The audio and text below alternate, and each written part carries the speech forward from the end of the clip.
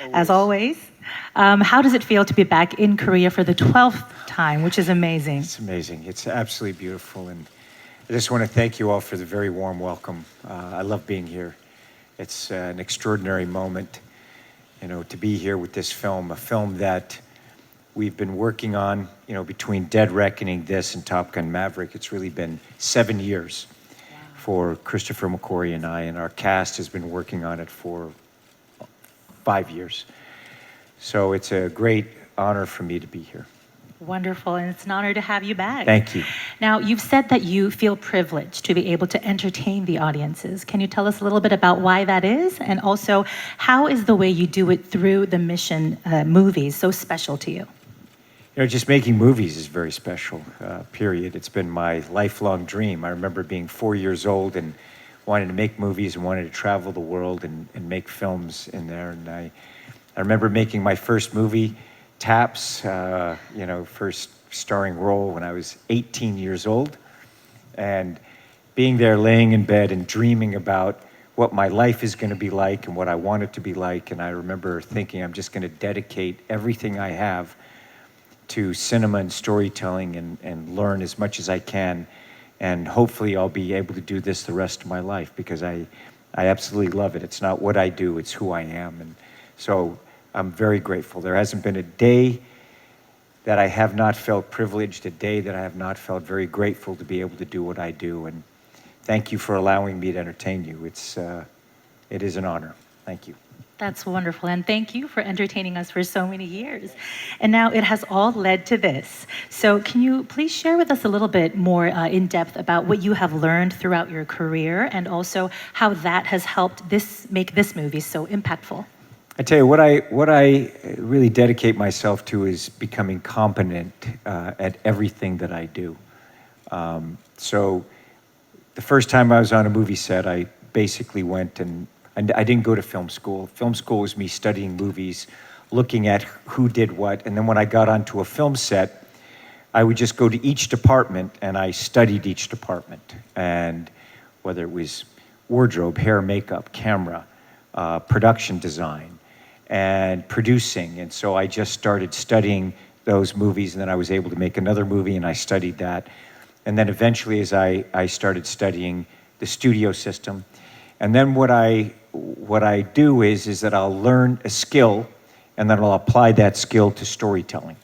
So if you follow my career from Taps all the way through, you can see different abilities that I've gained. I remember Legend, I did a movie, film where I did my first underwater sequence, and then you can see my movies.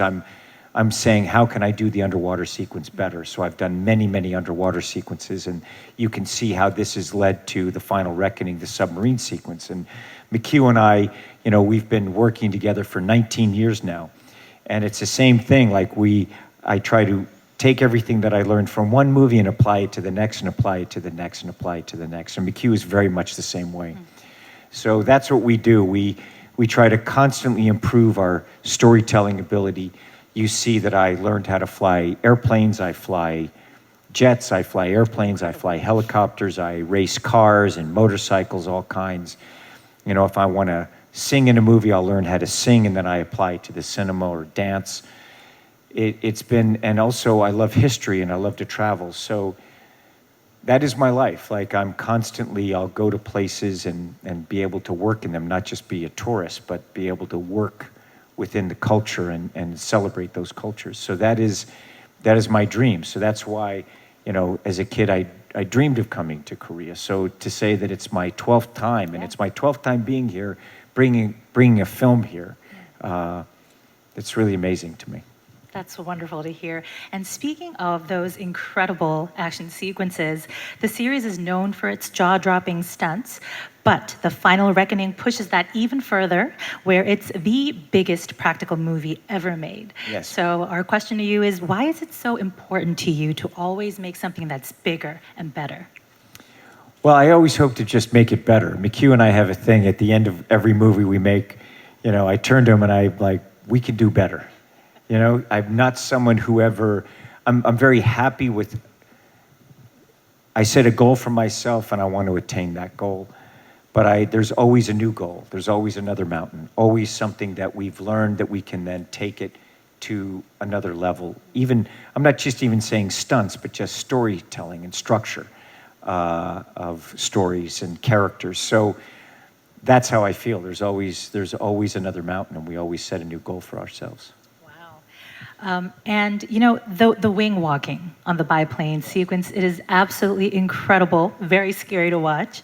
And very scary to do. Yeah, I'm sure it fun, was. Though.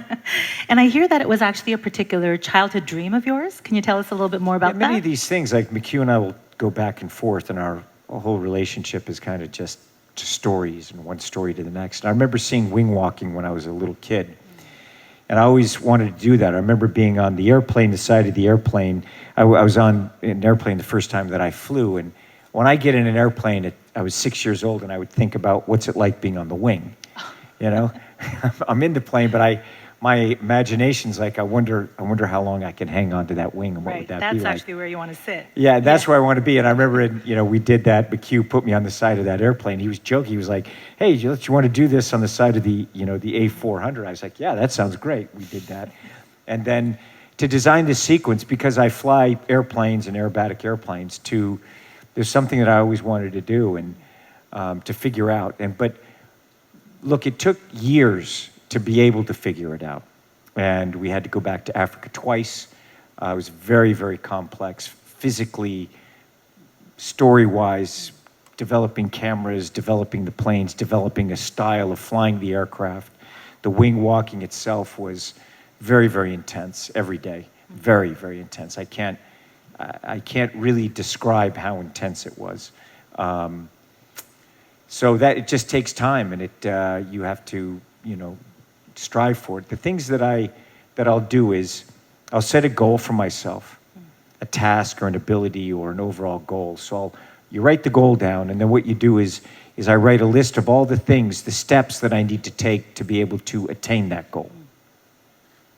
And that list will change as time goes on, because then it tells me the things that I need to learn, or the things that I know, and the steps that I need to take to be able to do it well. And that's what it was like with this wing walking. It was very, we had to pick the airplanes, and then it's not only just what airplane's going to look good, and this airplane, the Stearman, is an 80-year-old airplane. I'd flown it before.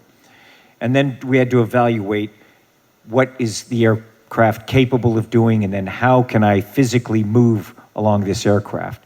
The wind coming over the airplane, we're traveling at over 100 miles an hour, 140 miles an hour. And I don't know if you've ever driven a car, but just stick your face out of the window at 140 miles an hour. And now picture an entire body and me moving throughout and around that aircraft at those speeds. It was quite intense. That's absolutely amazing. Yeah, it was wild. And to go a little bit deeper into that, when we look at the IMF team, right? They're like a family. And you've been known to describe Christopher McQuarrie as your creative brother for years. And this is a partnership at its absolute peak and the culmination of everything you two have done and learned together. So to talk a little bit more about that, let's now welcome the writer and director of Mission Impossible: The Final Reckoning, Mr. Christopher McQuarrie. Welcome, Chris. Welcome to Korea and up to the stage. Thank you. Yeah, it's been my privilege to be able to know this man for 19 years. He is, an exceptional, very unique and exceptional storyteller. Not only, his ability to just really, truly write for actors. The way that we work, we don't write a script and then try to cast the actors for that role. You find the actors and you write for them. And never have I worked with anyone that has a greater ability than Christopher McQuarrie to be able to come on and understand the artist and write for them. The detail of these movies, the precision to be able to tell a story like this, the discipline, the amount of coverage you need to be able to tell this story is, you just can't imagine the amount of dedication and understanding of the overall process of storytelling and cinematic storytelling. So it has been my great privilege to be able to work with him and to be here. This is how many times have we been here together now? Like 5, 6 times. I've lost count. I know. Yeah. It's just amazing. So thank you. I just wanted you all to know that about him. Of course, and thank you so much. It's very kind of you. And you started off also well, because the first question I actually had for you was that you two quite literally had to face all the elements in the sky, underwater, and alongside Tom. We would really love to hear more about this. Well, he got in the water with me. Right. And direct me in the water. And he also, when we were working on the sequence, the aerial sequence, he's like, look, I need you to go from the wheel up to the wing and just move across there. And I was like, I can't quickly do that. He's like, what are you talking about? Okay, well, just do what you can. I was like, I want you to do this thing. I was like, McHugh, I can't move like that. What can you do? Like, because we were figuring it out as we were going along. And I said, listen, I can't even breathe. Like when you get out, the wind hits you so hard, you stop breathing. I had to train myself to figure out how do I breathe, because also it's incredibly demanding. Like it's the hardest weight workout you've ever had. And so I finally said, I don't know how to explain it to you.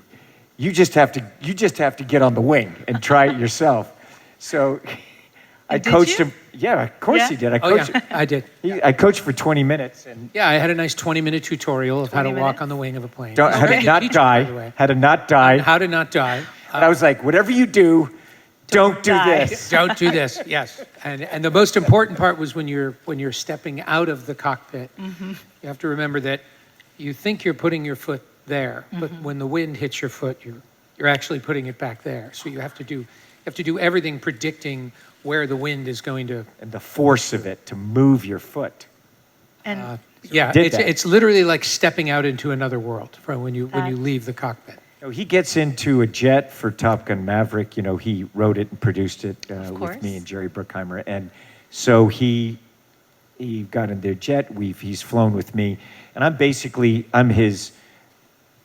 his helicopter pilot. I fly him to and from set. My heli Uber to work. Heli Uber to work, because we're shooting out in these locations they're just in the middle of nowhere.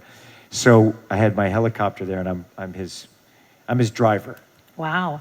Now, after you got on the biplane yourself, did the direction or the sequence change at all after you experienced it? Oh, immediately. It changed everything, and that's what's so challenging about the aerial sequence, the submarine, even the sequences in the Arctic.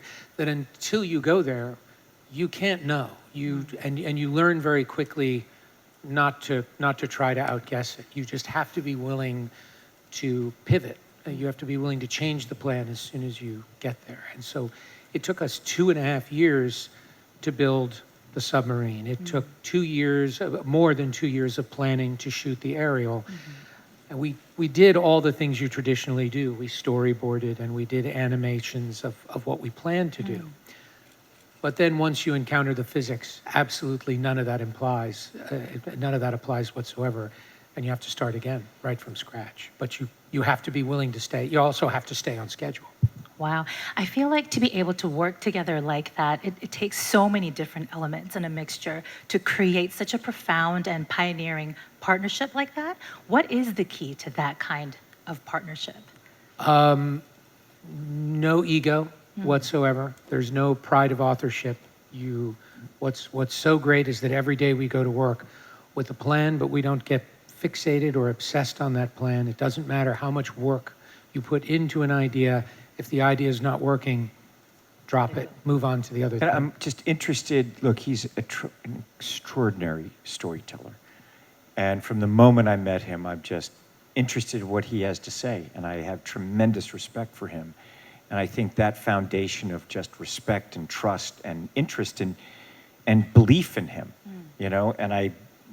that's just the foundation of our friendship and our creative respect. And if there's something creatively that he wants to do, I'm always like, I will do it. Let's go there. And that is the agreement. If somebody has an idea, whether you get it or not, just do it. You have to do and it. one of two things will happen. You'll discover something about yourself as a filmmaker, or the person whose idea it was will say, this was a terrible idea. Thank you for trying that. That's where, there's times where I'm going, I really want to try this. He's like, okay. And I try it, and I'm like, sometimes it works. And he'll take it. He'll understand what it is. And then he'll just take it to the next level. And then there's times where I'm like, Thank you very much. I appreciate your patience. You're a very patient man. That is a and thank two-way you. street. There are many ideas I've had where you're also, I was like, that didn't work. I appreciate your support. Sorry about that. We won't do that again. Yeah, but that's the fun of it. It's the joy of creating. It is the joy of Entertaining an audience. and the joy of hanging out and being with him and creating together. It's like nothing is better. I love it. It's just so much fun. I think I speak for everyone around the world when I say we're so grateful for that friendship because we are truly entertained as audiences. And I want to ask you about the spectacular, to say the least, underwater sequence. You, as Tom mentioned, had to be in there in the tank and you had to communicate with sign language, as I know that you two came up together with yourself. My first question about that is, how scary was it? Terrifying. And sure. I would say that the scariest part of it was the unknown, that we knew while we were planning it, that when we finally got there to shoot it, we, having learned from the aerial and from the Arctic and from other sequences, that we didn't know what we didn't know. And we were only going to find that out when we got there. That was very, very scary. And the other thing, and what's hard to express when you're watching it, is the mask that Tom is wearing is great for the camera. We can see his whole face, and you can see him from all directions. So it's very cinematic.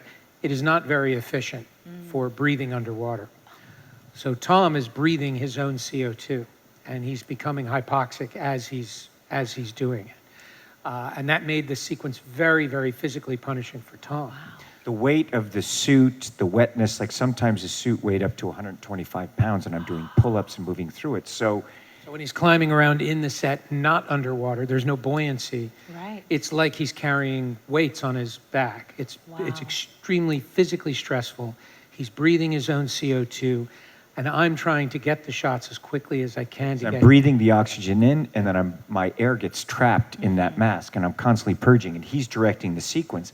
And I mean, setting the cameras inside that, it was trying to figure, it was just like the equation, and I'm constantly trying to recover from the shots and be in a position where I can be there for him. And he's got to watch not only the shot, but he's got to watch me to make sure I'm safe. And then we have to set the camera in such a way that wherever we set the camera, the set is rotating 360 degrees. So wherever you think Tom's going to be, he's only going to be there for a few seconds. Wow. And so each camera position took an enormous amount of time, and all of it involved risk. And when Tom puts the mask on, I have my first AD start a timer, and every 2 minutes, they're telling me 2 minutes in the mask, 4 minutes in the mask.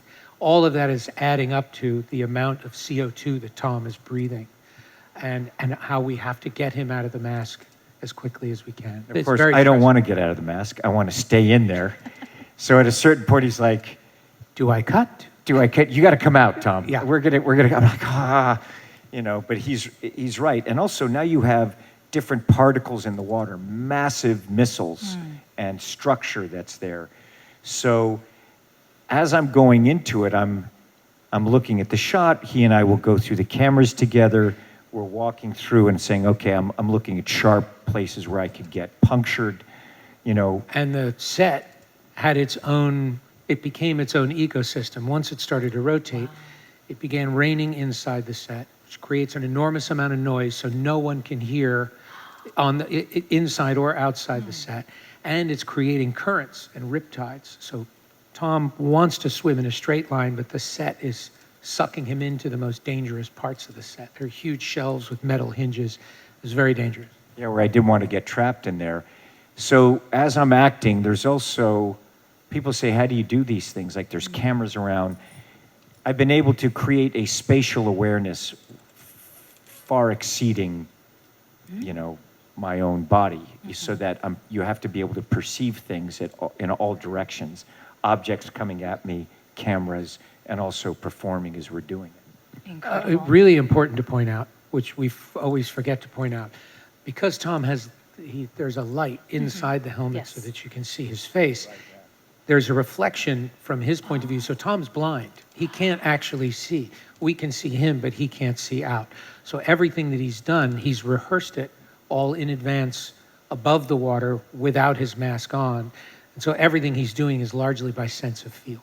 That is unbelievable. My jaw is dropping as Yeah, I was like, this isn't hard enough. Now, here's the thing. We do the whole thing, and I'm like, I'm slowly telling McHugh these problems because I don't want to overload him. It's like, I need you to do this. It's like, listen, by the way, I can't see when I'm doing this. He's like, what? What are you saying? What are you saying? It's like, because the mask looks good. You told me you took 2 can't years breathe. to develop. Now you're telling me you can't see. Yeah, I can't breathe and I can't see. He also can't hear. Yes. He has the suit on, and there's so much noise inside the set. And we have a loudspeaker, and we're trying to call to Tom to yell action, and he actually can't hear it. So it's kind of a miracle we're not still shooting. I know. There's hand signals going back and forth, and and I also I don't want him worrying. You know what I mean? So I'm like, let's just go through it. I'm do it. worried no I know matter he what. worries no matter what. Well, I think all I can say is we're very grateful that you are here and very Me too. healthy and As well. are we. As are we. Very happy about that. Now, the both of you have said that this is the culmination of everything you have learned together. So I'd like to ask you, how have you two evolved the Mission series, and how has this series evolved the both of you? That's a good question. That's a very good question. I would say the bigger and more complex the movies become, actually the simpler the emotional and visual storytelling becomes. We've learned a lot about what is necessary, what actually communicates, and it's a big challenge for us because we're making these movies for a global audience. They have to translate regardless of what language they're being seen in.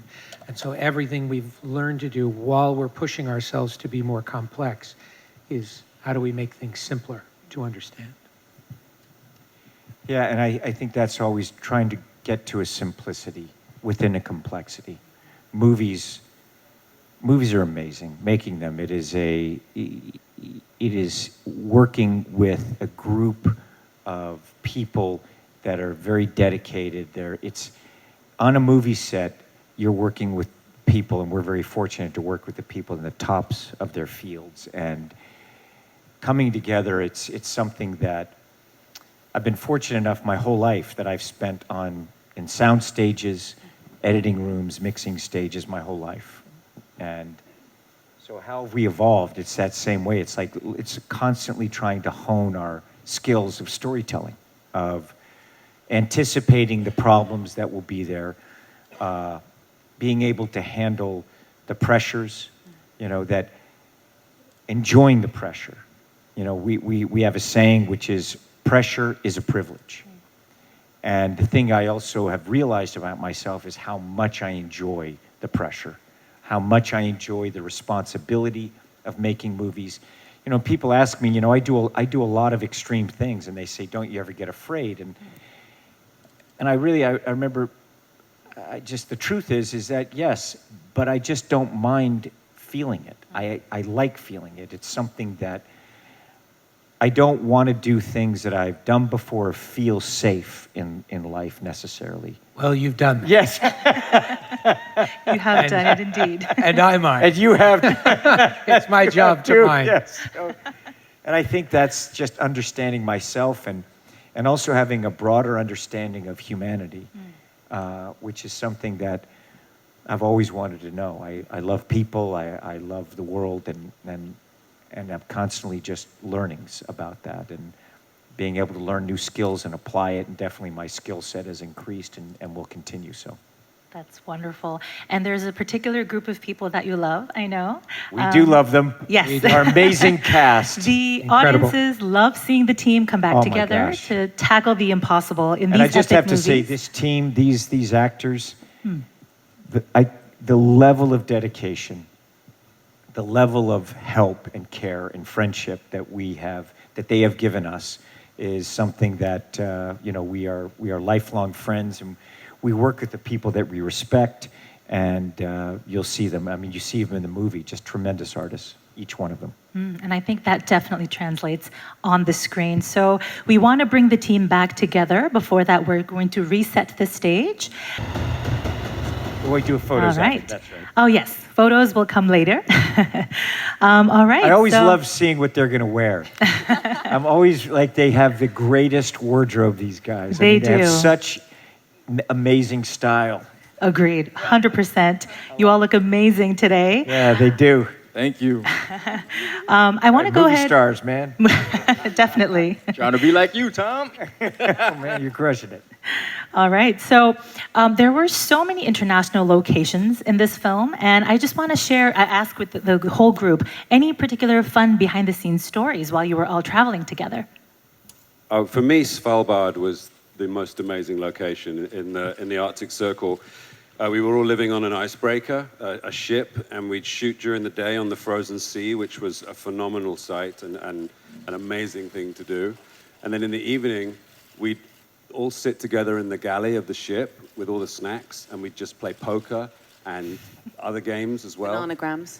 Bananagrams, Yeah. shithead. I don't know if I can say that. What did you say? Shithead. You And allowed to say that? I don't know. I think it's okay if you swear in English.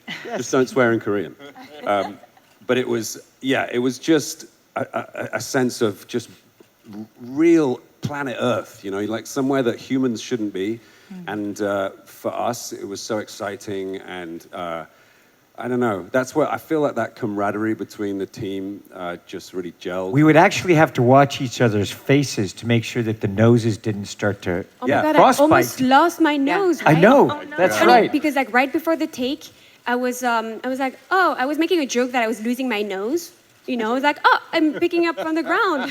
That cold. And then we start the take, and everyone's like, bum, bum, bum. Like, we stopped the scene, and you need to get warm. I'm like, what's happening? It's like, no, you're going to get frostbitten. So my nose was changing colors. I think it was becoming white, right? Frost nip. Becoming like Yeah. transparent. Yeah.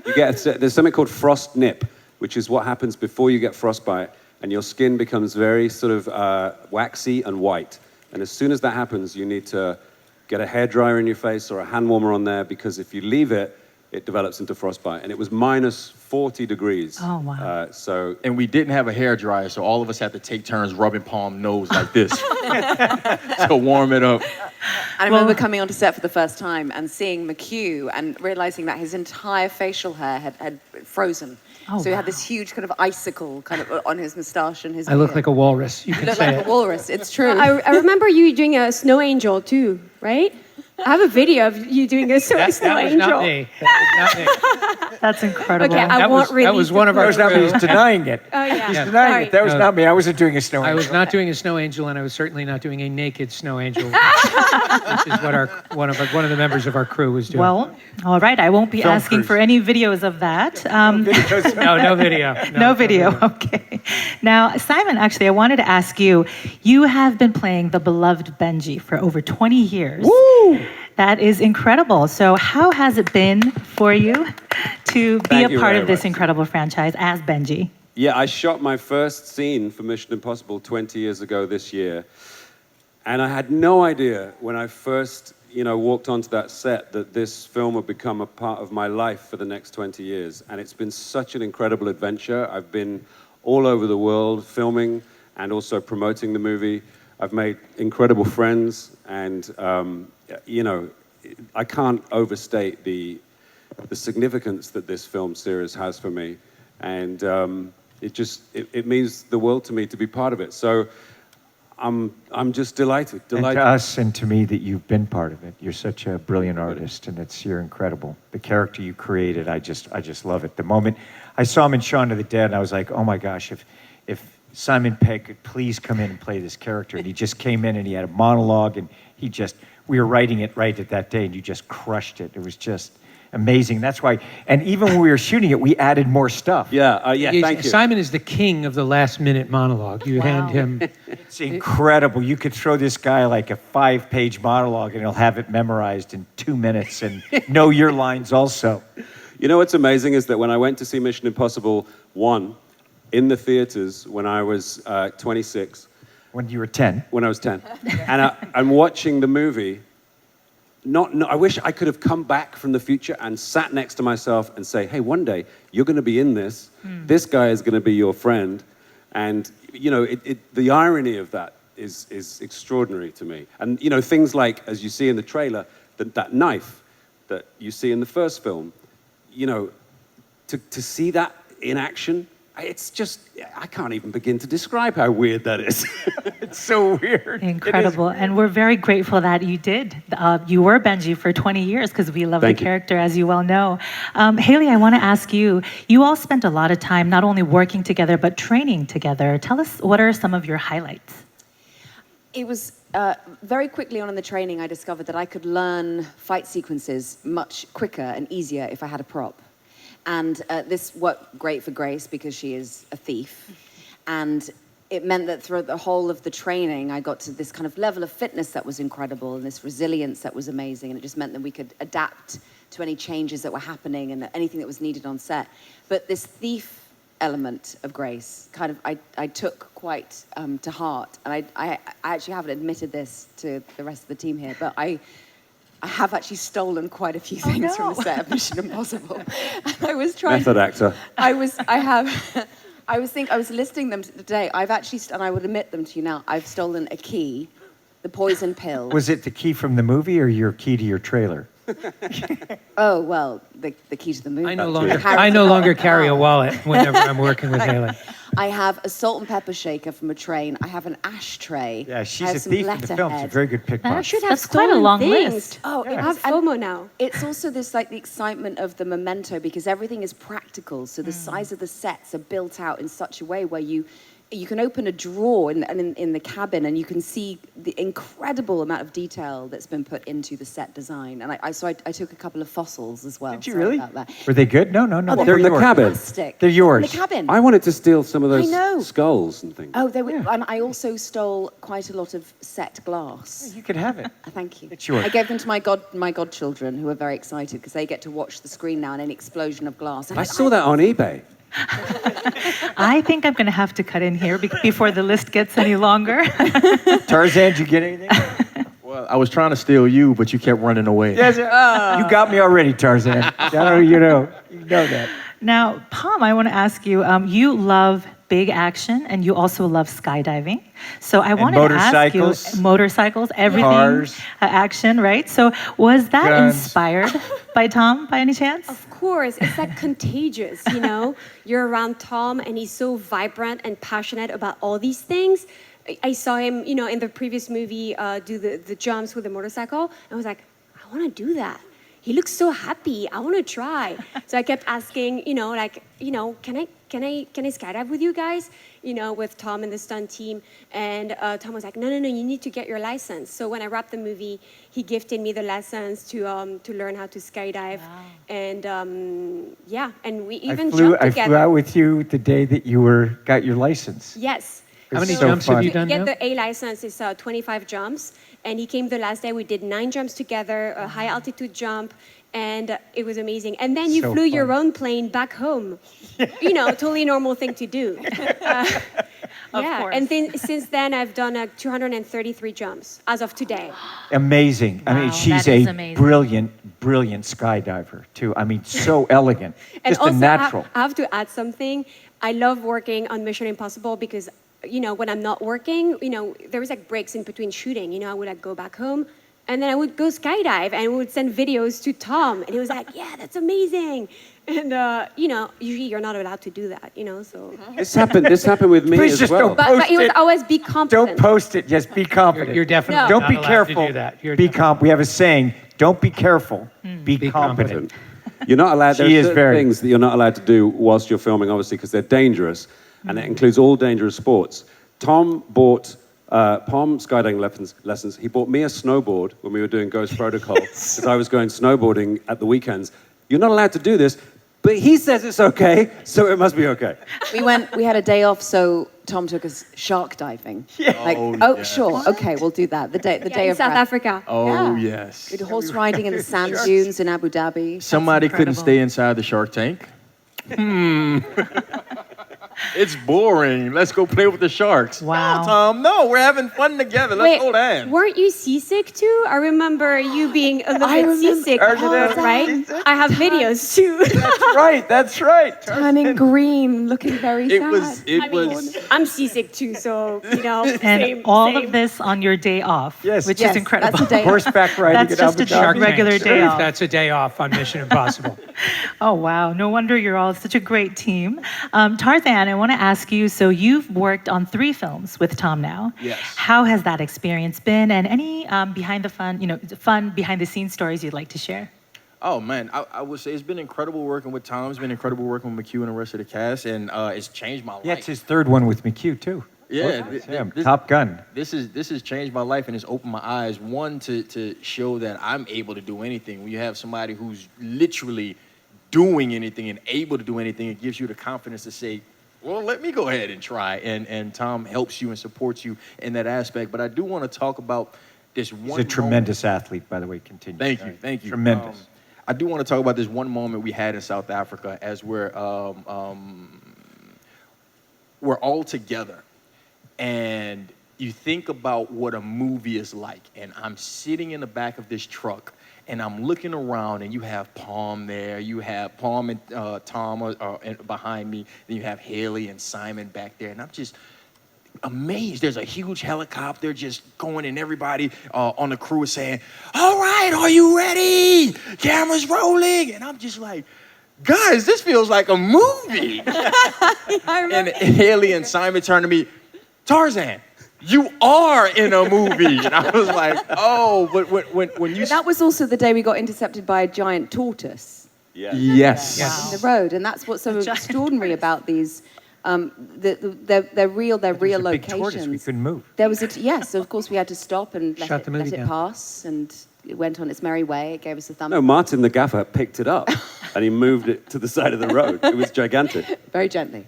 My favorite Tarzan story was actually on Dead Reckoning, when we were standing on the roof of a train in Norway. And you turned to me and you said, this is my first time on a train.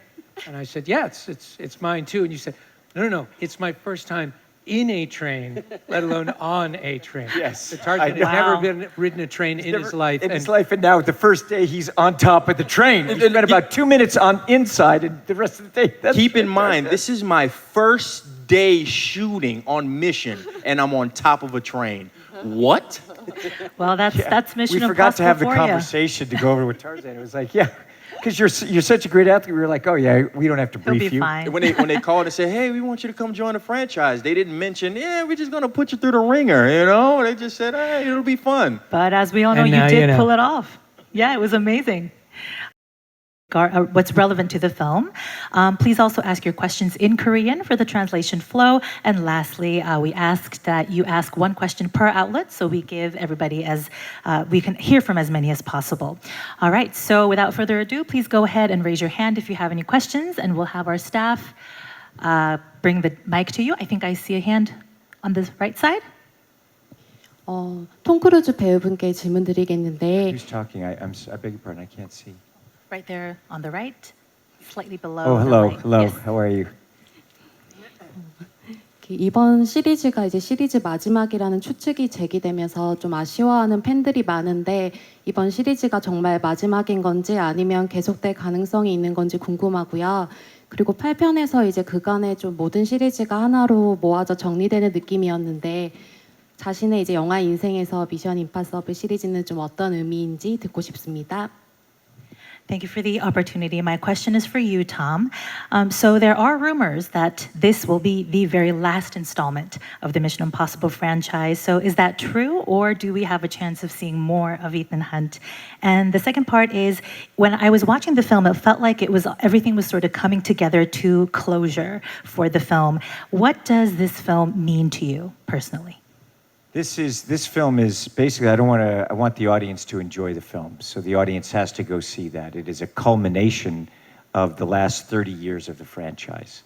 So that's what this is, and I don't want to give anything away for audiences. But I love making movies, and it's my great pleasure to be able to make them and to entertain an audience. That's what it means to me. I love it. Absolutely, I love making movies. Thank you. We'll take the I next love question. making these films. Amen. It shows. It definitely shows. We'll take the guys do next too. question. I see a hand. Yes. Right here. 감독님께 질문드리겠습니다. I beg your pardon. 지금까지 I 그 see now. Hello. Can you see? Hello. Okay, How are you? yes. Thank you. 감독님께 질문드리겠습니다. 그 미션 임파서블 시리즈를 가장 많이 연출한 감독님이신데 그 다른 작품들과 본인의 다른 작품들과 비교했을 때 이제 어떤 차별점을 이번 작품에서 뒀는지 어떤 주안점을 뒀는지 궁금하고요. 다른 배우님들께 또 질문드리겠는데요. 톰 크루즈 외에 그 이번 작품이 좀 어떤 의미인지 본인에게 특히 사이먼 페그는 오랫동안 같이 한 걸로 알고 있는데 이번 작품이 어떤 의미인지 말씀 부탁드립니다. My first question goes to the director, Chris. So you are the director that has directed the most number of Mission Impossible movies. What are some of the areas of focus that you wanted to bring to this particular film, and also what differentiates The Final Reckoning from the previous ones that you directed? Second part is to the rest of the cast. What does the Mission Impossible films mean to you? In particular, I'd love to hear from Simon because you've been with the franchise for such a long time. For me, it's always about character and emotion and story. Obviously these are action films, and we're always pushing ourselves to bring bigger and more unique action. But none of that really matters if you don't care about the story and the characters. And I think what differentiates this from the last one, they're all different. The mission is a living, breathing thing. What I've always said is mission has a mind of its own, and I go to work every day wondering what mission has in store for us, not the other way around. And I'm endlessly surprised. And the more we give ourselves over to it, the more we create something unique. And I think this one, what I'm especially proud of in this one is the level of detail with each and every character in the story, that every character has their moment, every character has an emotional arc, and that's really what we set out to do at the beginning of this whole journey, and I feel like we accomplished that. I think we all agree. Well, I'll start. For me, being in these films means the world to me. You know, it's like I said before, it's become such a huge part of my life from a moment which I didn't think would repeat, and it's just given me so many opportunities. And I joined in earnest on obviously on 3, but then on Ghost Protocol, which McHugh came in on as a writer. So we've been working together since then, and Tom and I since 3. And I love how from the very first day, McHugh has grown Benji at a very, very intelligent and sort of measured rate, so that he never, ever did anything that was out of character, and yet he changed dramatically as each film goes on. So he is not the person you met in Mission Impossible 3 now. He's far more capable, he's far more experienced, and McHugh never, never let that character do too much too soon. And I love you for that. I thank you for creating such a wonderful character for me. Oh, thank you, my friend. You're welcome. I would love to take all the credit for that, but that's really just, again, every character that you're seeing in these movies is an extension of the actor playing them, and that's just you give so much, you bring so much. I wasn't kidding about the last-minute monologue. It's amazing where we on those days where it's just like, God, I've got to explain all of this stuff so quickly. Simon will do it. Simon will take it.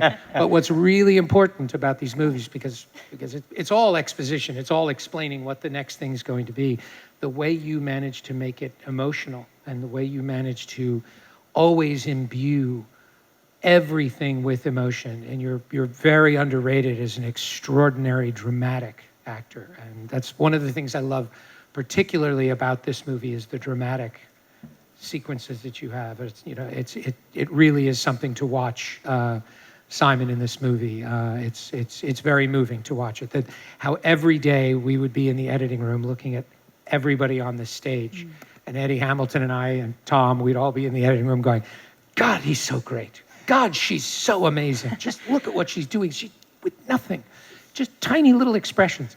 And it's We just, spend all the time afterwards just talking about it. And we were there just 2 hours ago talking about you guys, talking Yes. about him. And I don't want to give it away to the things, but it's just such a pleasure to see such talented people just crushing it. It really is, that's what we live for.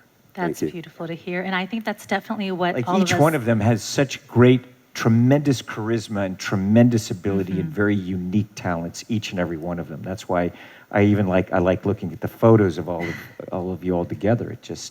I just want you to know that. Completely agree, and I think that's exactly what the audiences are going to be saying when we watch the movie in theaters.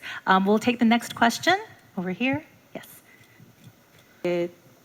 배우도 이제 30대에서 60대가 됐는데 배우로서 나이가 든다는 것이 준 어떤 새로운 매력이나 장점이 있다면 뭐라고 꼽으실 수 있는지 궁금합니다. My question goes to you, Tom. You've been with the Mission Impossible series for over 30 years, and you were a man in your 30s, and now you're in your 60s. And I want to ask you, as an actor, what does aging and having more years to your name, what kind of new charms, learning, or new insight does that bring to you as a performer? Wait, you're in your 60s? What? Come It's a rumor. on, no. No, he ages backwards. What are you talking What about? is an age anyway? Immortal.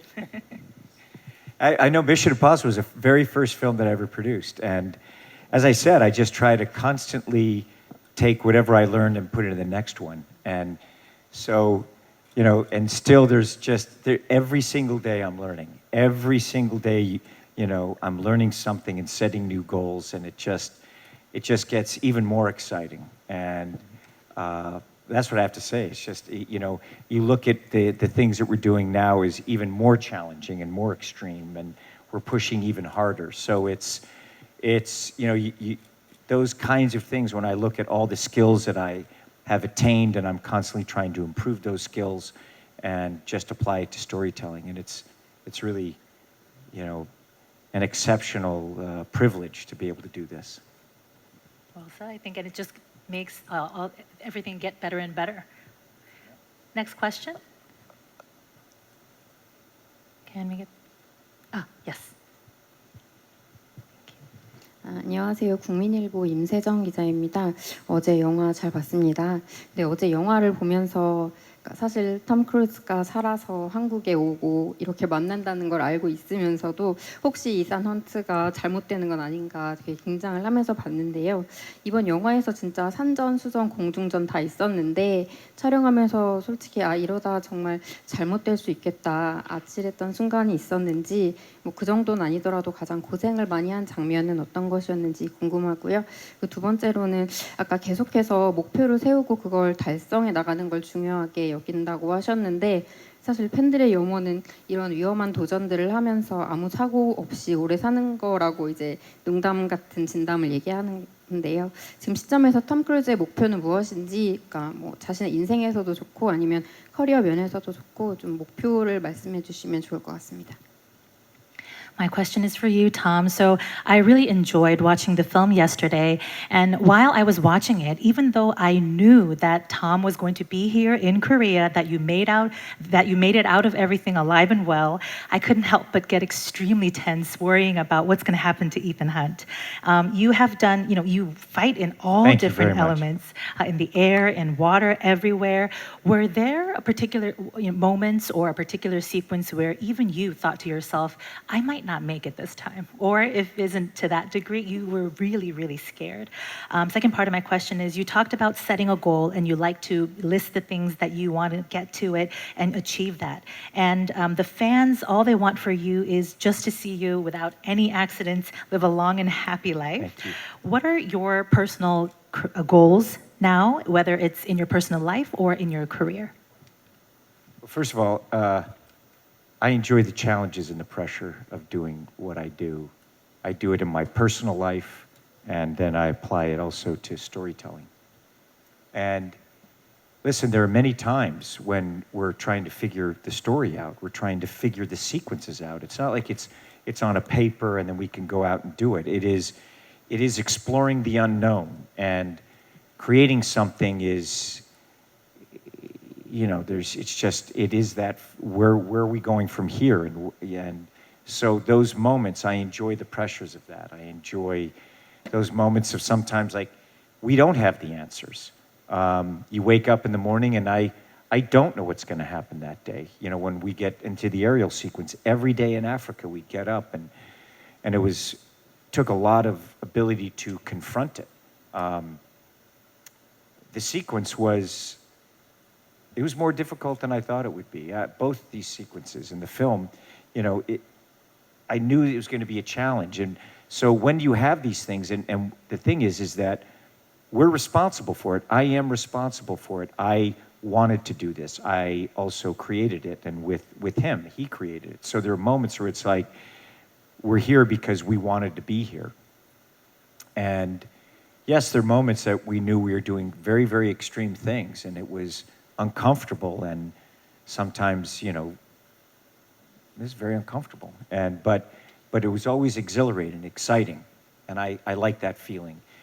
The other thing is I have many, many goals personally, many. There's always another thing to learn, a new mountain to climb, another skill to improve or achieve, another story to tell. There's always another story. And I remember when I was very young and I had tremendous success, and some person said to me, I remember, like, where do you go from here? You know, I did. This was after Born on the 4th of July. Yeah, Born on the 4th of July. I'd done, like, you know, Born on the 4th of July, a guy, like, very, you know, guy who's very well known, head of some studio, and he was like, why don't you just retire now? What are you going to do? I was like, I'm just warming up, you know? And that's what I think what it is that's how I feel. I'm just warming up.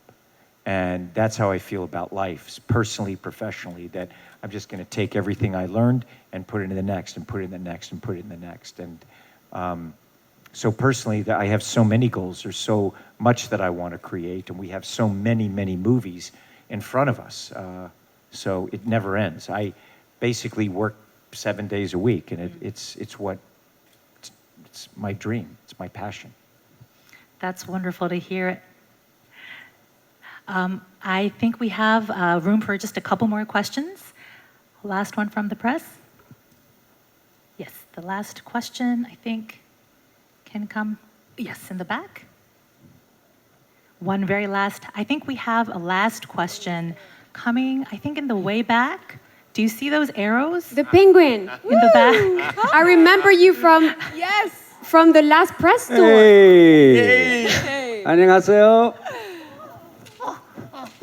Oh my God. Oh, hello, I'm Pence, long time no see. 제가 어제 영화를 봤는데요. 와, 정말 액션 종합 선물 세트처럼 느껴졌습니다. 이게 영화가 벌써 끝났지라고 느껴질 정도였으니까요. 특히 그 잠수함 씬이 정말 기억에 남는데요. 만약 제가 그곳에 있었더라면 이 펭귄 요원으로서 도움을 드릴 수 있었을 텐데 하는 아쉬움이 있습니다. 저번 만날 때 톰 크루즈 선배님께서 그 북극 올 생각 있니? 라고 물어봐 주셨는데 그때 좀 멀더라도 갈 걸 그랬어요. I watched the film yesterday. I loved it. It was like a full gift package. I was surprised that it had ended so quickly. I was watching the submarine sequence and I was thinking, because I'm a penguin, I would be a really helpful agent to Ethan Hunt if I were there. So I'm sad that I wasn't. I should have said yes to you, Tom, when last time you asked me if I was willing to come to the North Pole. I should have said yes. Yes, you should have. We missed you. I'm sorry. 그럼 질문 계속 이어가도 될까요? May I ask you a question? One more. Okay. 네. 우선 톰 크루즈 선배님에게 좀 질문을 하고 싶습니다. 그 한국 오실 때 혹시 비행기 티켓을 좀 예약을 하셨나요? 그 영화 보니까 혹시 매달려서 오시지 않았을까 싶어가지고요. 그리고 그 한국에는 운칠기삼이라는 말이 있습니다. 운이 70%, 그리고 노력이 30%라는 건데요. 그 에단 헌트로서 이제 미션을 수행할 때 운과 노력이 어느 정도 작용했다고 생각하시는지 궁금합니다. My first quick question to you, Tom, is did you get a plane ticket on your way to Korea? Because I feel like you probably sat on the wing of the airplane, so that's why I'm asking you. And I want to ask, in Korea, there's a saying that success is a mix of 70% luck and 30% effort or skill. So as Ethan Hunt, what does that mixture look like when you were on your mission? Yeah, I definitely flew on the wing.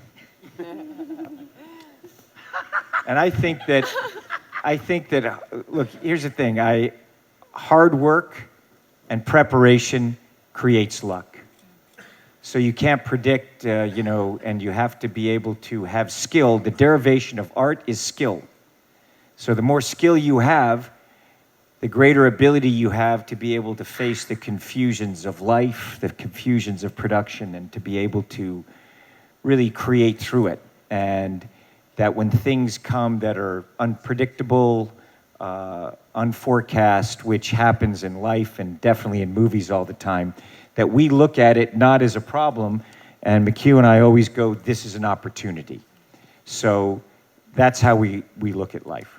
Can I just say, I think it's a good thing you didn't come to the North Pole because you would have been eaten by a polar bear. I'm so glad you said it. I'm so glad you said that. Thank you. I love you. Love you. 사랑해. Well, thank you, Agent Penguin, and thank you, Haley, for that tip. Now, due to time constraints, we are going to have to wrap up here. But before we go, I'd love to hear each of your last comments to the Korean press. And unfortunately, we're going to have to ask you to keep it quite short. Let's start with you, Tom. Just thank you all very much for having me. It's been extraordinary, this conference and being here. We're all looking forward to the premiere this evening. Yeah, I can't wait. So thank you all so much. I look forward to seeing you all tonight. Thank you. Thank you. Chris? It's just a pleasure to be back. We always look forward to coming back to Korea, and it's as always, we just feel very welcome.